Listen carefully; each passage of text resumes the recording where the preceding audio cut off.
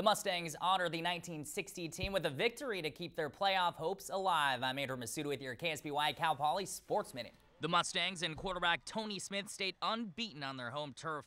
Cal Poly beat St. Francis 41-33 on homecoming. Now, prior to the game, survivors from the 1960 plane crash were honored. 50 years ago, 16 Cal Poly football players, the team manager, and a team booster died when the team's chartered plane crashed shortly after takeoff in Toledo, Ohio. The Mustangs went on to capture their 6th win of the season, improving to 4-0 at home. Jordan Yoakum scored 3 rushing touchdowns, Jake Romanelli added 2, and Dominic Johnson hauled in a fade pass from Tony Smith to cap the scoring. Smith completed 19 of his 24 passes for 231 yards. The Mustangs return to Great West play this week at South Dakota. Kickoff is at 2:05 on Saturday. The 13th largest crowd in NCAA regular season history watched a thriller with rival UCSB at Spanos last week. Junior Burgess gave Cal Poly an early 1-zip lead in the 8th minute with his 2nd goal of the season. Now, the game was tied at 1 into overtime. Then in the 93rd minute, Jake Husted fed Chris Gashin, who scored the golden goal to give Cal Poly its first win over the Gauchos in 3 years.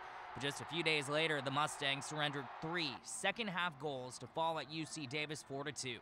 It dropped Cal Poly to 5th place in the Big West standings. The Mustangs wrap up the regular season this week, starting in their home finale against 3rd place Fullerton Thursday, then Saturday at Northridge. The Mustangs must place in the top 4 to advance to the conference tournament.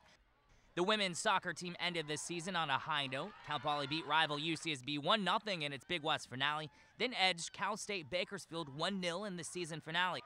The women finished 5th in the Big West standings at 3-4-1 in conference and 8-9-1 overall. Whitney Sisler led the team in 2010 with 8 goals.